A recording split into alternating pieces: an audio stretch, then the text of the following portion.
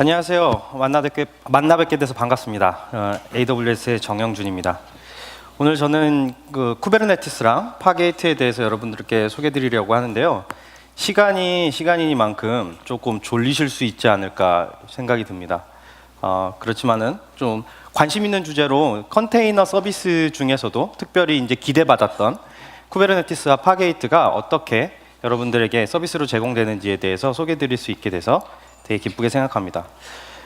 오늘 앞서서 제가 앞에서 발표할 때 다른 분들하고 좀 다른 옷을 입고 있잖아요. 지금 영하로 떨어지는 날씨인데도 불구하고 반팔 티셔츠를 입고 있는데 이게 뭐냐면 저희 아마존 컨테이너 서비스의 티셔츠입니다. 국내에 한 벌밖에 없어서 오늘 한번 입고 나와봤는데 잘 보일지 모르겠네요. 네, 그러면 한번 시작해 보도록 하겠습니다. 오늘 제가 소개해드릴 내용은요. 첫 번째로는 AWS의 컨테이너 환경, 그리고 이제 이후에 정성권 수석님께서 나오셔서 컨테이너를 실 업무에 활용할 때 어떤 어려움이 있었는지에 대해서 한번 나눠주시도록 하겠습니다. 그리고 나서 저희가 관리형 쿠베르네티스와 그 다음에 파게이트에 대해서 설명드리도록 하겠습니다. 저희 AWS의 컨테이너 서비스는 아마존 ECS라는 서비스로 처음에 시작이 되었습니다. 한 3년 정도 전, 지금 이제 4년 됐죠. 4년 정도 전부터 이제 시작이 됐었고요. 이 ECS 서비스는 이후에 ECR로 확장이 되면서 컨테이너 레지스트리라고 해서 여러분들의 컨테이너 이미지까지도 보다 손쉽게 관리해 드릴 수 있는 서비스로 이제 확장되었습니다. 물론 저희 아마존의 서비스들은 다른 서비스들과 완벽하게 이제 심리스하게 연결할 수 있도록 인티그레이션을 제공하고 있었고요. 그 다음에 VPC 기능이라든지 다양한 활용 사례들을 바탕으로 고객 여러분들께 웰 아키텍트 이런 것들을 제공해드리고 있었습니다. 그래서 최근 들어서 컨테이너 사용 환경이 점점 저변이 확대되고 고객분들에게 많이 이제 어댑션이 되면서 작년 대비 약 450% 성장이 있었고요. 그 다음에 한 주에 수억 개의 컨테이너와 수백만 개의 인스턴스가 컨테이너 서비스를 위해서 배포되고 있습니다. 근데 이 컨테이너가 아무리 사용하기 편하고 그리고 이게 실제로 개발자분들께 환영받는 서비스라고 하지만 실제 프로덕션 환경에서 적용하는 거는 약간의 괴리가 있을 수밖에 없겠죠. 그래서 삼성전자에서 이 컨테이너를 이용해 가지고서 서비스를 실제로 하시면서 어떤 어려움들이 있었는지를 한번 같이 들어보도록 하겠습니다. 정성권 수석님 나와서 발표해 주시겠습니다. 여러분 큰 박수로 불러주십시오.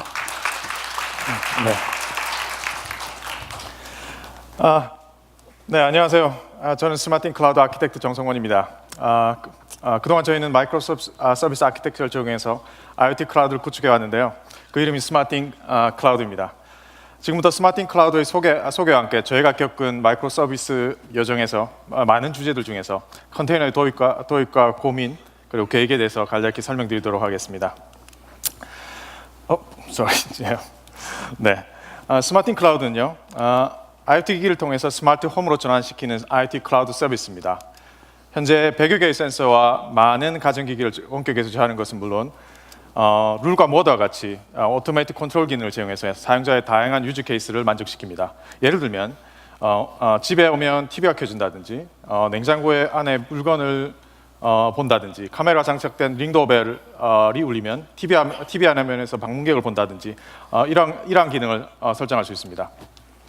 물론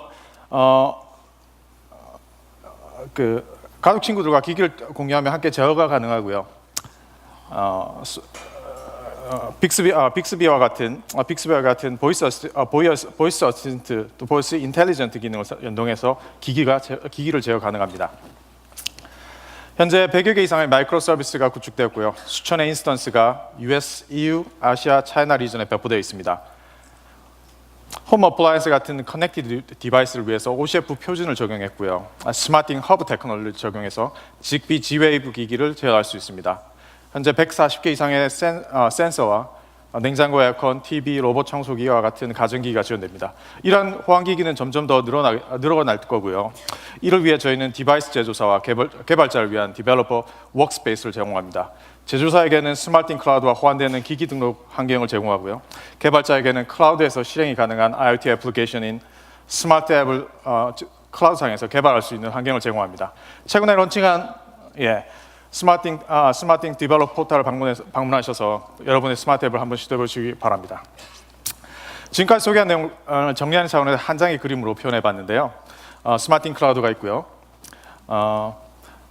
냉장고, 청소기, 에어컨과 같은 홈 어플라이언스가 있습니다. IoT 액세서리, 기어나 또는 커넥트 태그라고 해서 로케이션 트래커 디바이스 같은 것, 카메라, 그다음에 TV 스피커와 같은 멀티미디어 기기, 말씀드린 것 같이 직비 G웨이브 센서, 라이트 벌브, 모션 센서, 휴미디티 센서, 아울릿, 도어락, and 템퍼레처 센서 이러한 센서들이 허브를 통해서 연결되고요. 물론 이제 저희랑 직접 연결하지 않는 서드 파티 디바이스도 같이 지원합니다. 알로 카메라와 같은 또는 링도벨 같은 클라우드를 가진 서비스들이 저희가 제공하는 API를 통해서 연결해서 이 모든 것들을 삼성 커넥트 모바일 클라이언트 애플리케이션을 통해서 이 모든 것을 컨트롤할 수 있습니다. 말씀드린 것 같이 마이크로 서비스로 구현된 리전별 서비스들이 US, EU, 아시아, 차이나에 구축돼서 글로벌 서비스를 하고 있고요. 네, 이렇게 되어 있습니다. 네, 클라우드상에 구축된 인프라스트럭처를 이제 개략적으로 설명드리고자 합니다. 왼편에 보이시는 것이 말씀드린 모바일 클라이언트 그리고 띵즐들이 있고요. ELB, NLB를 거쳐서 띵즈의 커넥션을 관리하는 커넥티비티 서비스가 있습니다. 그 뒷단에 많은 마이크로 서비스들이 있는데요. 각 도메인들의 기능을 수행하는 마이크로 서비스들이 EC2 인스턴스를 러닝하고 있습니다. 개별 도메인의 오너십을 가진 마이크로 서비스가 저 보시는 바와 같이 데이터베이스가 마이크로 서비스 하나씩 있는데요. 자기 DB를 액세스하면서 주로 오로라 DB와 다이나모 DB, 노에스큐얼로는 저희가 카산드라를 사용하고 있습니다. 클라우드 어싱크 커뮤니케이션을 위해서 이벤트 파이프라인을 구축했고요. 센트럴라이즈 로깅, 그다음에 디바이스 서티피킷을 안전하게 관리하는 클라우드 HSM을 사용하고 있습니다. 말씀드린 것처럼 디벨로퍼 워크스페이스를 통해 개발자가 스마트 앱을 만들게 되면 람다 프레임워크를 통해서 람다 서비스를 통해서 제공되는데요. 이렇게 해서 람다 서비스 이러한 서비스 AWS 서비스를 현재 사용하고 있습니다. 마이크로 서비스 호스트 디플로이먼트 모델에 대해 살펴보겠습니다. 초기에 디플로이 모델에 있어서는 멀티플 or 싱글 서비스를 호스트, 인스턴스 배포하거나 컨테이너 배포하는 모델이 있겠는데요. 개발 초기에 저희는 컨테이너 테크놀로지를 도입해 보려 했으나 이러한 문제에 좀 부딪혔습니다. 먼저 다커의 경우에서는 기존 저희가 가진 자동화된 빌드 디플로이먼트 프로세스를 많은 부분 변경이 필요했고요. 컨테이너에서 오케스트레이션 시스템이 당시에는 쿠버네티스나 다커 스완 같은 게 손이 많이 가는, 공수가 많이 드는, 그리고 몇 가지 좀 스트레이 시그널 같은 이슈들이 있었습니다. 물론 해결할 수는 있었으나 거기에 투자하기보다는 저희는 신규 서비스에 대한 비즈니스 로직에 투자해야 됐기 때문에 그쪽 적용할 수 없었습니다. 그리고 회사 내부에 보안 시스템들이 컨테이너에 잘 적용할 수 있는지도 한번 확인해 보셔야 될 겁니다. 자, 그리고 ECS는 안타깝게도 당시에는 아시아 차이나 리즌이 지원되지 않았습니다. 그래서 글로벌 리즌을 지향하는 저희 싱글 빌드 디플로이먼트 파이프라인을 적용할 수 없었고 당시에는 도입할 수 없었습니다. 물론 지금은 다 가능합니다. 네, 그래서 저희는 싱글 서비스 포 호스트 인스턴스 VM 레벨에서 지원 가능한 모델을 적용했습니다. 네, 이를 이미지 기반의 배포 방식을 저희가 적용해서 이제 이뮤터블 인프라스트럭처를 구축했는데요. 애플리케이션 인스턴스 또는 어떤 인스턴스나 어떤 스크립트 변경이 발생하는 경우에 늘 새로운 이미지를 생성합니다.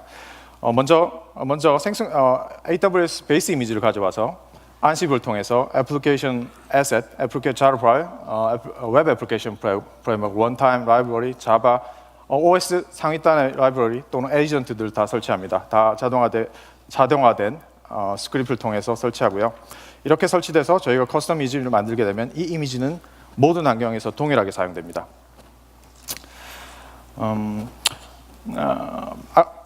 소스 코드의 머신 이미지 베이스 디플로이먼트를 간단히 설명드리겠습니다. 말씀드린 것처럼 소스 코드의 어떠한 코드 변경 또는 애플리케이션이나 컨피그레이션 하나라도 변경될 때는 새로운 이미지가 생성됩니다. 이렇게 함으로써 스테이지는 반영했으나 또 프로덕션의 반영을 빠뜨리는 컴퓨게이션 드리프트 같은 가끔씩 아마도 가끔씩 겪으실 텐데요. 그런 이슈를 막을 수 있었습니다. 인스턴스가 오래 러닝할수록 컨피그레이션 드리프트를 발생하는 가능성이 높다고 합니다. 따라서 기존 인스톨을 업데이트하거나 수정하는 것보다는 새로운 인스톨 생성에 대체합니다. 배포의 사용된 툴을 간단히 살펴보겠습니다. 안시브를 통해서 저희가 필요한 EC2 인스턴스 위에 커스텀 이미지를 생성하고요. 패커로 통해서 이미지를 크리에이션합니다. 모든 코드는 저희 인프라스트럭처 모드는 테라폼으로 구성되어 있고 수정이 있을 경우에 코드를 반영해서 다시 배포하게 되어 있습니다. 향후 컨테이너 도입을 통한 이점을 좀 한번 살펴보겠습니다. 버추얼 머신 수준이 아닌 컨테이너가 제공하는 라이트웨이트 아이솔레이션을 통해 빠른 배포와 라이트웨이트 아이솔레이션을 통해 빠른 배포와 시큐리티 관련 이슈를 컨테이너 안으로 고립시킬 수 있습니다. 이미지를 새로 생성하는 데 드는 비용과 시간을 컨테이너와 비교하면 훨씬 효율적일 때죠. 각종 디펜던시 이슈와 익성을 높일 수 있기 때문에 ECS, 컨테이너 토커놀로지, ECS 또는 다른 컨테이너 솔루션도 다각적으로 검토하고 있습니다. 죄송합니다. 네, ECS 기반의 배포를 적용하면 이러한 스텝을 밟게 됐을 텐데요. 그 중에서 마이크로 서비스를 구축하고 컨테이너 이미지를 구축한 다음에 ECR에 저장하고, 태스크와 서비스를 이미지에 맞게 배포하고, 여기 말씀 맥스 헬스 퍼센티지 밸류를 통해서 예를 들어서 50% 또는 100% 한 번에 다 배포를 자동적으로 시밀리스하게 할 수 있습니다. 앞서 보여드린 인프라스트럭처 다이어그램에서 컨테이너를 적용하려는 부분을 파란 박스로 표시해봤습니다. 모두를 다 컨테이너로 바꾸려는 건 아닙니다. 제가 아까 말씀드린 마이크로 서비스 비즈니스 로직 부분을 할 거고요. 스케줄러, 오케스트레이션 툴을 EKS 또는 다른 툴들을 검토하고 있습니다. 뒷단에 마이크로 서비스를 컨테이너라이즈 마이크로 서비스를 적용할 예정이고요. 네, 이렇게 해서 더 가볍고 안전하고 빠른 배포를 할 수 있을 거라고 기대하고 있습니다. 여기까지 스마틴 클라우드의 소개와 저희 MS의 여정에서 해서 컨테이너의 짧은 이야기를 마치겠습니다. 짧은 시간이지만 이렇게 들어주셔서 감사합니다.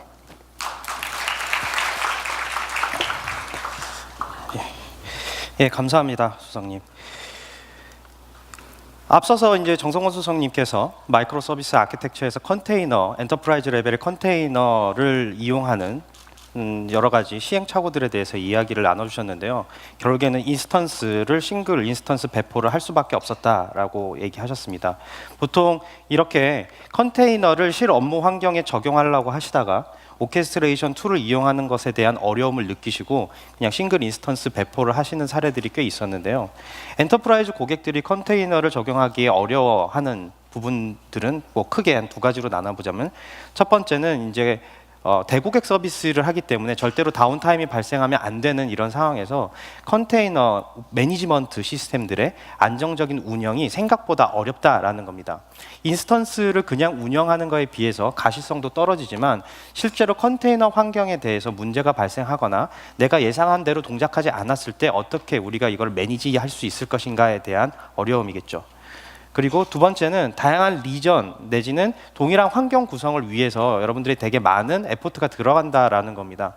특별히 이제 대규모 서비스를 위해서 글로벌 서비스를 하시는 고객분들은 각각의 리전 내지는 전 세계에 펼쳐진 풋프린트에 대해서 동일한 설정 내지는 동일한 구성으로 이 마이크로 서비스 아키텍처를 배포하셔야 됩니다.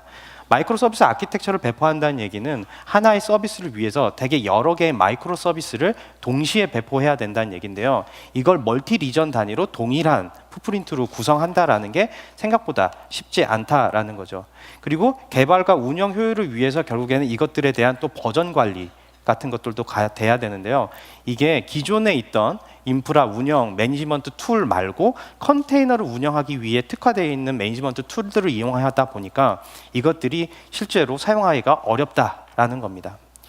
그럼에도 불구하고 저희 AWS에서 쿠베르네티스를 이용하시는 고객들은 계속 증가하고 있습니다. 특별히 이제 CNCF라고 해서 쿠베르네티스를 실제로 개발하고 관리하는 이 파운데이션에서 서베이를 해봤습니다. 최근 2년 동안의 쿠베르네티스 사용량이 어떻게 변화하였는지에 대해서 조사를 했는데요. 온프라미스 포함해서 전체 쿠베르네티스의 워크로드의 63%는 AWS에서 운영되고 있다라고 하는 점입니다. 왜 AWS에서 하게 됐을까요? AWS는 되게 지금까지 고객 여러분들에게 되게 친화적인 인터페이스와 안정적인 이아스 플랫폼을 제공해서요, 손쉽게 여기다 클러스터를 올릴 수 있게 되기 때문입니다. 지금 화면에서 보여드렸던 8개의 스텝만 여러분들께서 사용하시면 여러분들의 AWS 어카운트에 쿠베르네티스 클러스터를 배포하실 수 있습니다. 그런데 쿠베르네티스를 손쉽게 배포하는 것만으로 프로덕션 환경 내지는 엔터프라이즈 레벨의 서비스를 운영할 수 있을까요? 그렇지 않겠죠. 아까 전에 제가 말씀드렸듯이 쿠베르네티스 내지는 컨테이너 오케스트레이션 툴을 이용하는 것을 어려워하는 이유는 단순히 설치가 어렵기 때문이 아닙니다. 바로 운영하는 것에 대한 부담이 있기 때문이죠. 그래서 저희 아마존은 이번에 아마존 EKS라고 해서 컨테이너 서비스를 이제 소개하게 되었습니다. 그러면 쿠베르네티스에 비해서 EKS가 얼마나 사용하기가 쉬울까요? 아까 전에 AWS에서 여러분들의 어카운트에 쿠베르네티스를 설치할 때 8개의 스텝이 있다고 말씀드렸잖아요. 그러면 EKS를 설치할 때는 단 한 번의 스텝으로 여러분들이 사용하실 수가 있게 됩니다. 그래서 CLI를 이용하셔서 여러분들이 이렇게 클러스터를 생성하는 명령을 한번 내리시면 바로 제이슨 스트링 형태로 리절트 셋이 넘어오고요. 여러분의 클러스터가 준비되게 됩니다. 이 클러스터는 또 이렇게 명령어를 통해서 확인도 가능하시고, 그다음에 리스트 클러스터를 이용해서 여러 개의 클러스터를 동시에 모니터링하고 여러분들이 확인하실 수도 있습니다. 물론 생성하고 삭제하는 것도 이제 손쉽게 될 수 있겠죠. 이렇게 EKS를 여러분들께서 배포를 하시면 EKS는 3개의 가용 영역에 여러분들의 마스터 노드가 이제 존재하게 되고요. 각각의 마스터는 etcd를 통해서 클러스터의 상태 정보를 이제 저장하게 됩니다. 일반적으로 쿠베르네티스에 지금 이미 친숙하신 고객분들도 계시겠지만, 쿠베르네티스를 구성하시게 되면 쿠베르네티스 클러스터는 가시 프로토콜을 이용해 가지고서 클러스터를 운영하고 관리합니다. 어쨌든 이런 것들을 좀 더 유저 프렌들리하게 고객 여러분들께서 더욱더 손쉽게 사용하실 수 있도록 단일 플레인, 컨트롤 플레인을 제공해서 이렇게 3개 가용 영역에 있는 여러분들의 EC2 클러스터 내지는 컨테이너 인바이러먼트를 한 번에 매니지하고 관리할 수 있게 도와드립니다. EKS에서 이렇게 손쉽게 클러스터를 만들고 컨테이너를 배포할 수 있다고 한다면 네트워크 구성은 어떻게 할까요? 사실 네트워크 구성은 되게 어려운 주제 중에 하나입니다. 쿠베르네티스 내지는 컨테이너 환경에서 가장 어려워하는 첫 번째 문제라고 한다면 바로 네트워크와 스토리지 연결하는 문제가 됩니다. 그래서 EKS는 네트워크 플러그인을 제공합니다. CNI 플러그인을 제공해서요, 여러분들이 컨테이너의 생명 주기에 맞게 네트워크 컨테이너가 생성이 되면 네트워크 인터페이스를 컨테이너에다 연결을 해서 그때 맞게 뭐 네트워크 보안 그룹을 설정하신다든지 아니면 IP를 할당해서 라우팅을 하신다든지 이런 것들을 손쉽게 지정할 수 있게 도와드리고요. 그 다음에 AWS에서 라우팅 가능한 IP 구조를 바탕으로 서버넷에서 얼마든지 다른 서비스들과 연동할 수 있게끔 구성이 됩니다. VPC CNI 플러그인은 쿠베르네티스의 네트워크 브릿지 구성으로 아마존 VPC와 완벽하게 연동이 되고요. 그 다음에 이게 추가적인 레이어가 얹어지는 게 아니라 그냥 네트워크에서 그냥 브릿지를 통해서 연결되기 때문에 매우 씬 레이어로 성능 저하가 거의 없습니다. 그리고 쿠베르네티스에서는 보통 서비스를 파드 단위로 이제 관리하게 되는데요. 이 파드의 IP를 ENI를 통해서 보조 IP를 할당해 가지고서 연결되게 됩니다. 그래서 CNI 플러그인은 이렇게 크게 4가지 장점이라고 볼 수 있습니다. CNI 플러그인은 네이티브 VPC와 완벽하게 연동이 되고요. 그 다음에 쿠베르네티스의 파드하고 VPC에서 완벽하게 동일한 구조의 IP를 사용하게 됩니다. 그리고 간편하게 네트워크 구성을 할 수 있다는 게 최고의 장점 중에 하나겠고요. GitHub에 오픈소스 공개되어 있는 오픈소스이기 때문에 여러분들께서 소스를 직접 확인하시고 어떤 식으로 동작하는지도 확인해 보실 수 있습니다. 특별히 CNI 같은 경우는 저희가 개발한다기보다는 CNCF에서 같이 개발하고 있습니다. 아까 전에 CNCF의 서베이 뭐 이런 것들에 대한 이야기도 제가 잠시 말씀을 드렸었는데요. 일반적으로 CNCF에서 하는 메인 프로젝트 중에 하나가 바로 쿠베르네티스고, 그 다음에 뭐 프로메테우스 같은 모니터링 솔루션들이 있습니다. 이게 뭐 나중에는 서비스 디스커버리라든지 이런 것들에서도 활용될 수 있는 이런 프로젝트인데요. 일반적으로 알려져 있기로는 이 CNCF의 보드 멤버로서 특별히 이제 쿠베르네티스의 소스를 공유한 구글이 이제 되게 큰 역할을 하고 있다라고 알려져 있는데요. 여기에 이제 구글과 레드햇 그리고 AWS에서도 CNCF의 보드 멤버로서 쿠베르네티스 그리고 CNI 그다음에 프로메테우스 같은 것들의 소스를 같이 개발을 하고 저희가 코드를 커밋하면서 컨트리뷰션을 하고 있습니다. 그래서 저희 서비스에서 쿠베르네티스를 더욱더 잘 쓸 수 있게 도와드리고 있고요. 그 프로젝트 중에 하나가 바로 이 CNI라고 할 수 있습니다. CNI 플러그인은 이렇게 각각의 인스턴스에서 뭐 엔진X가 됐든 레일즈가 됐든 각각의 이제 서비스의 파드가 생성되면요, 이게 CNI의 IP가 연결이 되고요. 이 CNI의 IP는 ENI의 세컨더리 IP로서 보조 IP로서 연결이 돼서요, 실제로 라우팅되고 통신되도록 구성이 됩니다. CNI가 되게 간편하게 컨테이너의 생명 주기에 맞게 컨테이너의 IP 네트워크 구성을 할 수 있다라고 한다면, 단순히 네트워크 구성하는 것뿐만이 아니라 테너 단위로 보안 설정을 한다든지 아니면 아이솔레이트를 한다든지 이런 것들에 대한 기능도 필요하지 않을까요? 그래서 EKS에서는 이런 소프트웨어 디파인드 네트워크 같은 솔루션들을 사용할 수 있게 제공하고 있습니다. 그래서 보통 칼리코 프로젝트에서 타이그라라는 서비스를 이용하시게 되면은 네트워크 룰을 이용해서 팔리시를 내려서 이제 쿠베르네티스 네트워크에 여러분들 네트워크 팔리시를 적용하실 수도 있고요. 그리고 이 칼리코는 그냥 폐쇄되어 있는 개발자들 내지는 뭐 몇몇의 그냥 어떤 회사에 소속되어 있는 개발자들이 개발하는 것이 아니라 오픈 소스 커뮤니티에서 수백 명의 개발자들이 같이 기능을 공유하고, 또한 뭐 새로운 기능들 추가에 대한 뭐 제안이라든지 이런 것들을 해가면서 계속 성능이 향상돼 가고 있습니다. 또한 이게 엔터프라이즈 레벨에서 서비스를 받기 위해서 타이그라에서 여러분들이 실제로 유지보수 비용을 내고 또 서비스를 받으실 수도 있는 구조가 됩니다.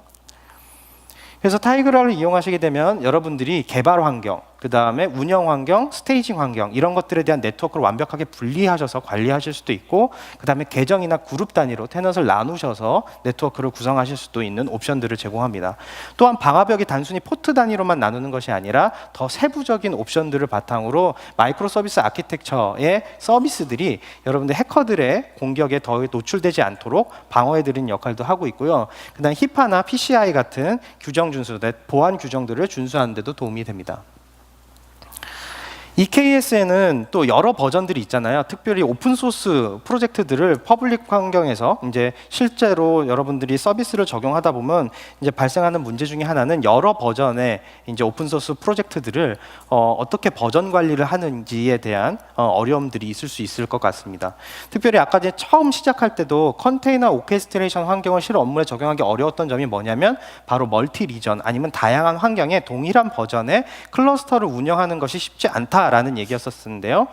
보통 EKS 내지는 쿠베르네티스는 저희들이 메인스트림, 특히 업스트림 버전을 운영할 수 있도록 기본적으로 설정이 됩니다.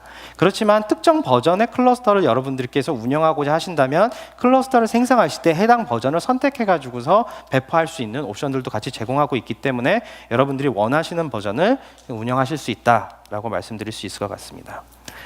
그리고 아직 지원되는 기능은 아니지만 저희가 다른 세션에서 저희 이제 프라이빗 링크의 엔드포인트라는 서비스를 이제 말씀을 드렸는데요. 보다 이제 보안이 향상된 네트워크 프라이빗 링크라고 생각하시면 되겠습니다.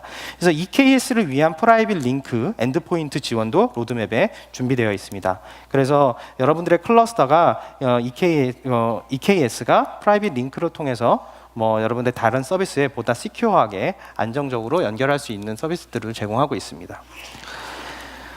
지금까지 쭉 EKS 내지는 쿠베르네티스에 대해서만 설명을 드렸는데요.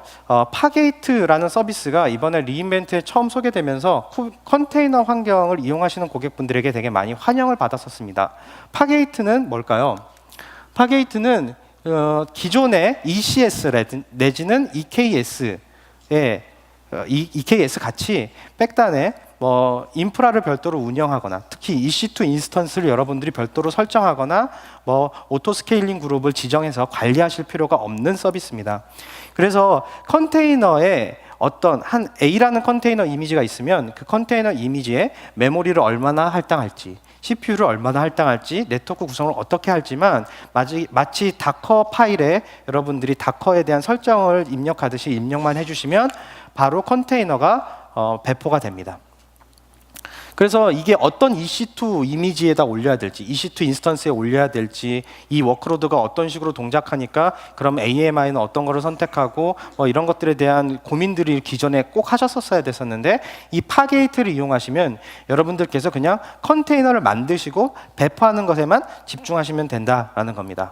그렇기 때문에 기존의 ECS를 이용해서 컨테이너를 배포하는 것보다 훨씬 더 손쉽게 배포하실 수 있고 컨테이너를 이용해 가지고 서비스한 내역에 대해서만 여러분들 과금됩니다. 그래서 초당 컨테이너를 얼만큼 사용했는지에 대해서만 이제 과금이 되는 구조가 되겠습니다. 파게이트에서는 그럼 어떻게 컨테이너를 실행할 수 있을까요? 기본적으로 컨테이너 실행을 위해서 인스턴스 구성이 필요합니다. 원래 ECS에서는 이렇게 컨테이너 실행을 위한 ECS 환경들을 만들어서 클러스터를 구성해야겠죠. 그리고 클러스터를 구성한 다음에는 ECS의 스케줄링 내지는 오케스트레이션 매니지먼트 툴을 이용해 가지고서 이 클러스터를 관리하게끔 되어 있습니다. 그리고 이제 태스크 매니저라든지 배치 엔진을 이용해서 여러분들의 클러스터를 이제 관리하게끔 되어 있는 거죠. 좀 더 자세하게 EC2 인스턴스에 대해서 보자면 EC2 인스턴스는 여러분들이 클러스터에 적당한 EC2 인스턴스를 만드시고 거기에 ECS 에이전트라든지 다커 에이전트 그리고 뭐 ECS를 위한 AMI를 이용해서 클러스터를 만드는 이런 과정들이 필요합니다. 어쨌든 우리는 클러스터, 그냥 컨테이너를 운영하고 싶은데 컨테이너를 실제로 운영할 클러스터를 여러분들이 직접 만드시고 관리하셔야 된다라는 거죠. 그래서 이것들을 간편하게 해주는 게 바로 파게이트입니다. 파게이트를 쓰시게 되면은 이 EC2 인스턴스에 대한 고민 내지는 EC2 인스턴스 클러스터를 만드는 고민 없이 컨테이너만 어떻게 쓸지만 여러분들이 계획하시면 됩니다. 바로 파게이트가 백엔드가 되어주기 때문이죠. 그래서 이 위에 기존에 여러분들이 쓰시던 ECS 매니지먼트 툴들은 그대로 이용하시면서 EC2 인프라를 구축하실 필요 없이 파게이트를 이용하시면 되게 됩니다.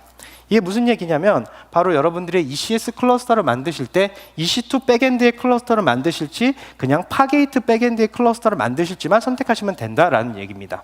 그래서 여기서 여러분들이 파게이트를 백엔드로 하는 클러스터를 선택하시게 되면 여러분들의 컨테이너는 그냥 파게이트 클러스터에서 알아서 선택해서 배포되고 관리되게 되는 겁니다. 그래서 여기서 보시면 여러분들이 컨테이너를 어떤 CPU 몇 개, 메모리 얼마, 네트워크 얼마를 어떻게 네트워크를 연결할지만 구성하시면 컨테이너를 보다 손쉽게 사용하실 수 있게 된다라는 겁니다. 그래서 지금 저희는 크게 이제 두 가지의 컨테이너 서비스가 존재하게 되겠죠. 바로 ECS와 EKS입니다. 그리고 ECS의 뒤에는 EC2를 기존처럼 이용하실 수도 있지만 파게이트를 이용해서 훨씬 더 간단하게 이용하실 수 있게 됐습니다. EKS는 여전히 매니지먼트를 오케스트레이션 툴로서 자동화해주는 여러분들의 서비스로 매니지드 서비스로서 저희들이 제공하고 있는 거고요. 그럼 이런 질문을 하시는 분들이 계십니다. 파게이트가 그렇게 편리한데 EKS의 백엔드로서 쓰면 더 좋지 않을까요? 라고 하시는 고객들이 계십니다. 맞습니다. 그래서 저희들은 EKS의 백엔드로 파게이트를 쓸 수 있게 만드는 로드맵을 지금 준비 중에 있습니다.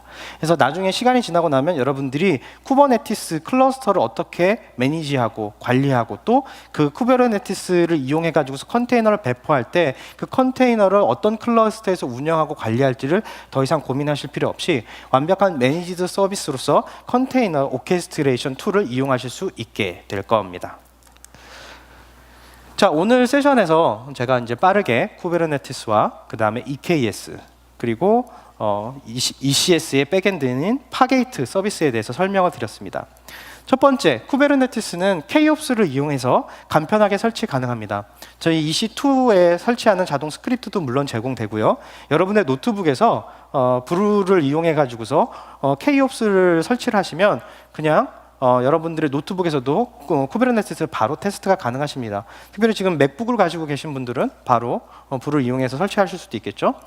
그리고 마치 그거랑 똑같이 저희 아마존 어카운트에서 K옵스를 이용하시면 EC2 인스턴스에 쿠베르네티스를 배포해서 테스트해 보실 수도 있습니다. 그런데 어쨌든 이게 개발 환경이라든지 여러분들이 이 쿠버네티스를 테스트해보는 환경에서는 간편할 수 있겠지만 관리의 부담 때문에 엔터프라이즈 환경에서 적용하시기 어려운 분들은 바로 EKS를 사용해 보실 수 있을 겁니다. 아직 EKS는 정식으로 GA 되지는 않았고요. 이제 이것들이 지금 프리뷰 상태로 저희들이 제공 중에 있습니다. 그렇기 때문에 여러분들께서 프리뷰 신청을 하셔가지고서 사용하시면 될 것 같고요. 그 다음에 EKS는 오픈소스의 업스트림을 그대로 이용하게 됩니다. 그래서 여러분들이 오픈소스의 쿠베르네티스와 EKS가 좀 다르지 않을까? 인터페이스가 좀 다르거나 백단에서 뭐 아마존에서 또 최적화해가지고서 뭐 만든다고 하면서 EKS가 오픈소스랑 다르게 하지 않을까 생각하실 수 있는데 전혀 그렇지 않고 업스트림의 쿠베르네티스를 그냥 이용하실 수 있다라는 거고요. EKS는 또 쿠베르네티스의 애드온 플러그인들 같은 것들을 이용하셔서 여러분들이 기능을 충분히 확장하실 수도 있습니다. 특별히 CNCF의 별도의 프로젝트인 CNI나 타이그라 같은 형태의 다양한 네트워크 옵션들을 이용하셔서 여러분들의 네트워크 설정들도 더욱더 강화하실 수 있고요. 파게이트는 EC2 관리가 필요 없는 ECS 클러스터 옵션이라고 보실 수 있습니다. EKS의 로드맵에는 또한 파게이트 클러스터를 옵션으로 추가할 예정이어서 여러분들이 이 파게이트를 이용하셔서 조금 더 편리하게 쿠베르네티스 오케스트레이션 환경을 앞으로 이용하실 수 있게 되실 거다라는 점입니다. 이제 세션이 거의 끝났는데요. 저희 세션이 끝난 이후에 K옵스를 이용해 가지고서 쿠베르네티스를 실제 설치해서 여러분들이 테스트해 보실 수 있습니다. kubernetes.io에서 설치를 이제 설치 매뉴얼을 보고서 하실 수도 있고요. 저희 AWS에서 제공하는 매뉴얼을 이용하셔서 보실 수도 있습니다. 또한 EKS 프리뷰는 저희들이 이제 웹 콘솔에서 신청을 받고 있으니까 프리뷰 신청을 하셔서 이제 하셔도 될 것 같고요. 특별히 파게이트 같은 경우는 이미 GA가 돼서 여러분들이 사용해 보실 수 있습니다. 그래서 아직까지는 북미 지역에서만 사용해 보실 수 있기 때문에 이제 버지니아에서 여러분들이 테스트해 보실 수 있겠습니다. 또한 EKS에 대해서 좀 더 자세하게 알고 싶으신 고객분들께서는 유튜브에 들어가셔서 리인벤트에서 이제 제공한 딥다이브 세션이라든지 이런 것들을 좀 더 활용하셔서 정보를 찾아보실 수도 있을 것 같습니다. 네, 그러면 저의 오늘 세션은 여기까지 해서 마치도록 하고요. 긴 시간 경청해 주셔서 감사합니다.